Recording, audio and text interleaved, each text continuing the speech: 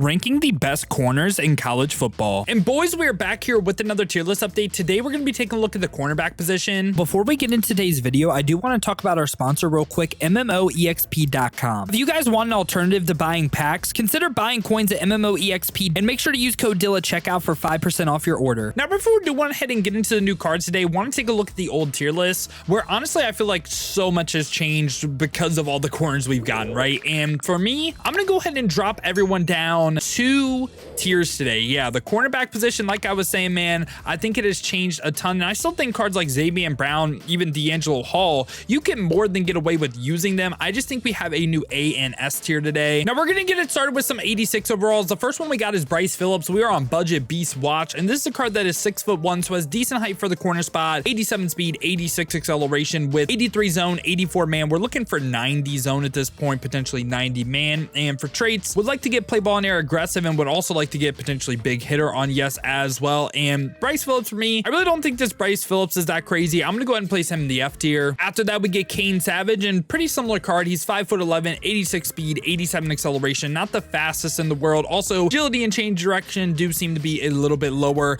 Does have good man coverage, but terrible zone. And I feel like with the man-based corner, you need the physical stats even more, right? So for me, Kane Savage is gonna be someone that is also in the F tier. Now after that, though, we go on a run of Darquez Denard cards right here, and we're gonna get started at the 86, and from the 86 to the 91, for the most part, it's a lot of +1s here and there, right? And we're gonna get started with the 86 that has 86 speed, 84 acceleration, does have good zone coverage though, like pretty high for his overall. I think this card is just kind of lacking from a physical stat standpoint, so this is gonna be someone that is in the F tier. But after that, we get the 87 right here, and the 87 has 86 speed, 85 acceleration, 5'11" height, 88 zone once again, and this is another card that I just don't quite think he's on Xavier Brown level yet, so I'm gonna place him in the F tier. Then we get to the 88 that has 87 speed, 86 acceleration, and this time I think the big thing is the fact that with the strategy item, you could get him up to 90 zone, which is a major threshold in the game to hit. This is a card that also does have play ball in air balance, no big hitter on yes as well, but this 88 Darquez Denard, I'm gonna go ahead and slightly place him in the D tier. And the 89 this time has 88 speed, 87 acceleration, base hits 90 zone coverage. Now I do think this 89 Darquez Denard though is literally just right by Xavier Brown. I don't think he's on this like C tier level yet. But last but not least right here, we get the full Darquez Denard, and this card actually takes a major step up. Like, it's just not some +1s. It's 92 speed, 91 acceleration. Like, what you're gonna notice is, right, from his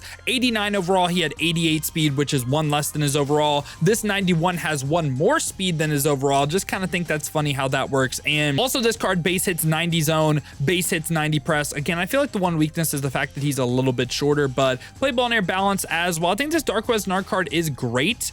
I think he's just more along the lines of like an A tier player, not quite S tier. And like Darquez Denard, we go on a run of Malcolm Jenkins cards right here, and this card is very interesting because he is not like Darquez Denard. He is a man-based corner, right? So I think his physical stats matter even more, like being able to keep up with receivers. And there's a card that is 6 foot, so has decent height. That's not going to change. 87 speed, 88 acceleration. This time does have 87 man coverage, but and traits this time, no big hitter, play ball in air balance. I think the 87 Malcolm Jenkins is someone that is going to be F tier for me. After that is 88 overall, does have 88 speed, 89 acceleration, again 88 man coverage, same exact traits, and again same exact weaknesses as well. Isn't really great in a zone-based defense, but I will slightly place this card in the D tier. We also get the 89 right here, and the 89 has 89 speed, 90 acceleration. You could get him up to 90 man coverage and 80 zone coverage with the strategy item, and I think for that reason, I think the 89 Malcolm Jenkins is deserving of potentially being a C tier caliber card. The 90 overall this time has 90 speed, 91 acceleration, 90 man coverage, base 80 zone coverage. So I think he's just very similar to the card we just covered, it's just without the strategy items. So he's just going to be, again, someone in the C tier for me. But now the full Malcolm Jenkins right here, I think this really does depend on your scheme, and I do think he has a weakness as well. The change of direction being lower is tough, but 92 speed, 93 acceleration, again, decent height, very high man coverage at 92, can hit 85 level of zone, which is nice. So he still can slightly play his zone. It's just like doesn't hit 90, which I think is a major threshold in the game to hit. So I think Malcolm Jenkins is A or S for me, and I feel like the weakness on the card is the change of direction 100%. Like the change of direction is not great, and I feel like that does affect him in man defense. Oh, this is a tough one, man. A or S for me. I'm gonna go ahead and slightly lean S right now.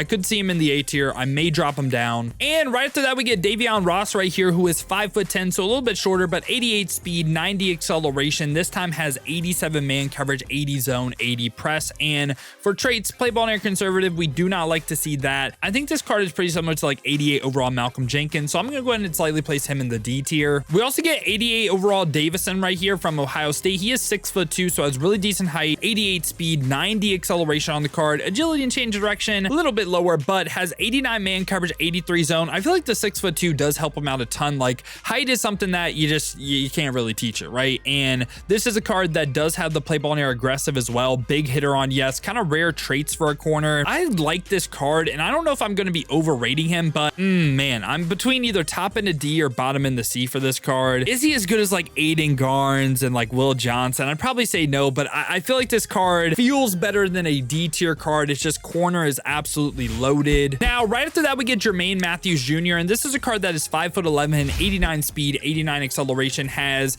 89 man coverage, 82 zone, 89 press, so pretty much an all-out man coverage corner. And this is a card that does have big hitter on yes, play ball near aggressive as well. They're giving the Ohio State DBs really nice traits. And yeah, I think Jermaine Matthews a little bit better because of his like man defense. I feel like he's slightly in the C tier. I think he's another like D or C tier caliber card. I'm going to go ahead and slightly place him in the C tier though. Could see him D. After that though, we get one of my personal favorite cards in the game, Siobhan Revel right here, because like I was saying earlier, it's the height, man. 6'3". You can't teach it. And what does that height lead to? Well, this card is statted like a man coverage corner, like 88 speed, 89 excel, 89 agility, 88 man, but 81 zone is a little bit lower. However, I think his strength is actually zone coverage because his height is going to allow him to play things that other people won't. Like, you can throw over DAngelo Poole on certain routes that you wouldn't be able to do with Siobhan Revel, right? And that's why I really like this card. And this card doesn't have big hitter on yes, but he also has play ball near conservative, which does suck. But Siobhan Revel for me, man, the 6'3" height, I feel like this is going to be a card that's going to be absolutely amazing once we get like that upgrade token to boost him to whatever overall is going to be at the end of the season. Like, this is someone that I think could be like elite level. I think this card is C or B. And I'm gonna go ahead and slightly place him in the C tier. And C tier isn't really bad. It's kind of like just good value and like good budget for a lot of these cards. Like him on the same level as DAngelo Poole. Like DAngelo Poole does have the 90 zone, so he's gonna break on ball a little bit better. But Revel with the height, man, I like it. I'm gonna place him C tier. Now after that, we get another personal favorite Dill card right here, Prysock, man. What a legend. I mean, this 89 overall and this 83 overall. Absolute cut legend, man. I mean, honestly, might sneak his way into my cut Hall of Fame, but he is 6'4", and that's the big thing, man. Like I said with Revel, you can't teach the height, and this card also does have good speed, acceleration, agility, change direction. Like, it's not bad. It really isn't. Also, 83 zone, 88 man coverage. It's not the best, but again, it's the 6'4", and I feel like if you use the card, he just plays some things that you're just like, wow, sometimes. And also, no big hitter, play ball in air balance. I think Prysock, for me, I think he is the best budget corner in the game for sure. And I think he's deserving of the C tier level, man. Just like the things he can play with his height. I like him more than everyone in C. Like, even though his zone coverage is lower, I like him better on the outside or in the slot as well. Just in a zone better than DAngelo Poole. So yeah, I'm going to keep Prysock in this B tier. One of my personal favorite cards this year. And right after that, we get Jermod McCoy right here from Tennessee. This is a card that is 6 foot, 91 speed, 92 acceleration, 88 agility, 83 change of direction. I feel like, again, that's like the one low thing I don't like to see, but 90 man, 86 zone. So, and also 90 press, like he can do a little bit of everything. Obviously, he doesn't hit that top threshold of zone coverage, but can obviously play a zone. And this is a card that does have the big hitter trait on yes, play ball near conservative as well. That's like another thing that I just don't like on the card. But Jermod McCoy, I feel like he's one of the better corners in the game. I'm gonna go ahead and place him also in the A tier. And right after that, we get Jabbar Muhammad, and Jabbar Muhammad is 5'10". I feel like that's like the one weakness of this card, being a little bit shorter, but 91 speed, 90 acceleration, 89 agility, 90 change direction, moves fantastic, 85 man, 90 zone. Love him in a zone-based defense, and also this time has the play ball in air balance. Now, I think Jabbar Muhammad for a little while, right? I think he was an S tier player. I think he is like tippity top end of A tier now. Just given the cards we're gonna have in S tier, I think it's gonna make sense. And right after that, we get a super interesting card right here. We get Amari Harvey right here from the Rivals promo. Now, what's interesting about this card is now the fact that the Rivals card can get all the team chems, so could be boosted up to a theme team.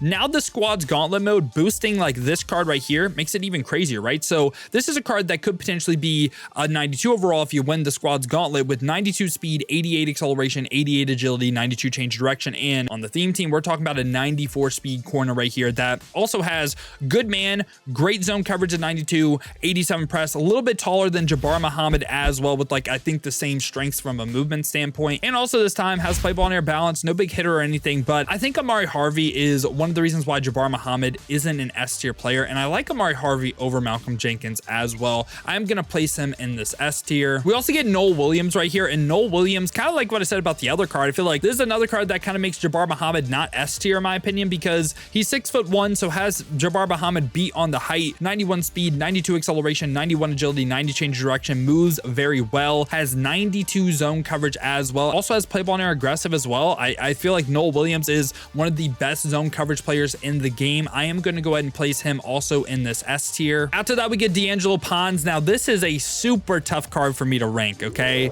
Like the 92 speed, the 92 excel, the 94 zone, everything with that is fantastic. There's no issues there. The issue on the card is being this short. I mean, 5'9". I talked about price tag being able to play things like 5'9" is incredibly short in this game, man. Like, I feel like you can throw over this very easily. I kind of think he'd be a little bit better as a top safety, so you don't really have to worry about him getting like thrown over. He'd be an over the top safety. I feel like that could be his best role. And also, no big hitter. Does have play ball and air aggressive though. Man, this is a tough one because it's not really to do with anything from a core rating standpoint. It's just the fact that he's 5'9", man. I will slightly place DAngelo Poole in the S tier. I feel like he's a good slot DB too. Like he's great in that role. So yeah, I'm gonna go ahead and place him S. Now, right after that, we get Dion Sanders. Now, when we talk about price standpoint, worth, no, but he's 6'1", 93 speed, 93 excel, 88 agility. I still cannot believe they gave him 80 change of direction. Like, I feel like this right here is crazy. Great man coverage, great zone, great press as well. We're not really seeing a ton of corners that hit 90, 90, and 90. So this is fantastic right here. And I feel like he can make up for his lower change of direction right now. I feel like this is going to be the one thing that really holds the card back. Also has play ball and air balance, no big hitter on yes as well. But this Dion card, I feel like I have to place him in the S tier, but the change of direction I don't love, and kind of think I should go like this.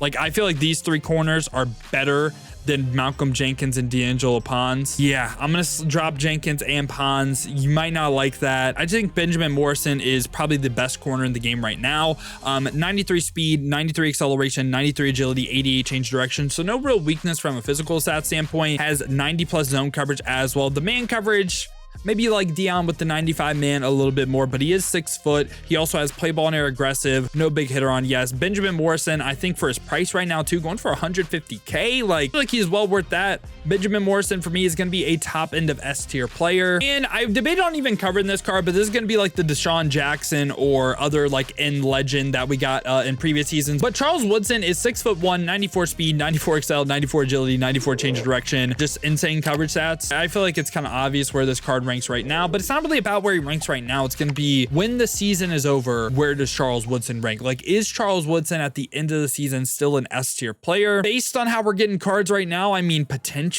I feel like he just won't be alone by himself in S tier, and I'm not just going to like move Woodson as like the only card in S tier right now, but he looks like the best corner in the game. I feel like what's going to happen though is kind of what's happened with other season cards. Season ends, right?